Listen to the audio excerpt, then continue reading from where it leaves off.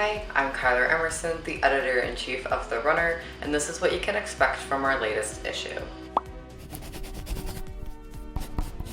Generation Squeeze is an organization that was created to advocate for this generation of young adults who are faced with the rising cost of living and building a future.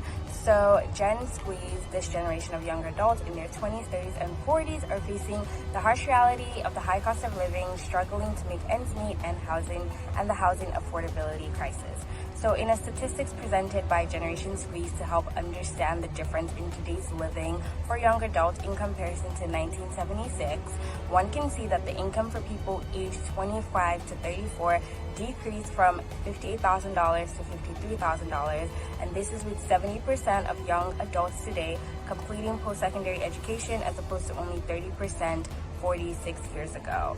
So young adults today are also faced with an average amount of $23,000 in student loan debt, and that amount would have been around $16,000 46 years ago.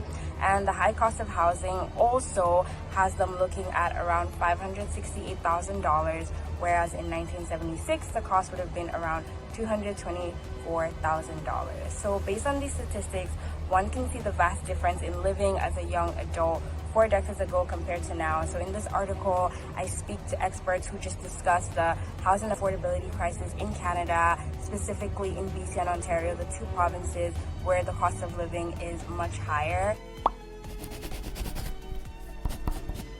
For this issue, I wrote a story about KPU's Sustainable Agriculture and Food Systems Department at the Richmond campus. An open house was held on July 12th at the Garden City Lands to showcase the work that goes into growing sustainable food production.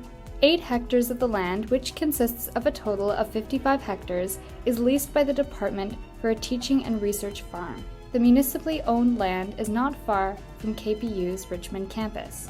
The open house gave presenters the ability to share what they have grown and the fundamental importance for people of all ages to connect with nature.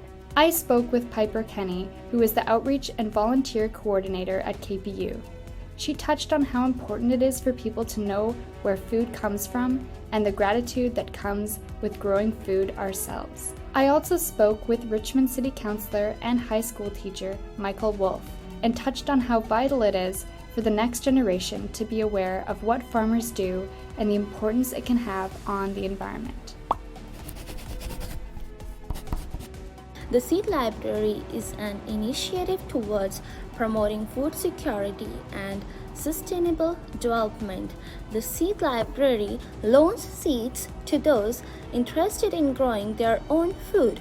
The seeds can be returned to the library from the produce grown from the seeds. Seed Library has a variety of vegetable seeds like tomato, squash, lettuce, and kale. It also has flower seeds to attract pollinators.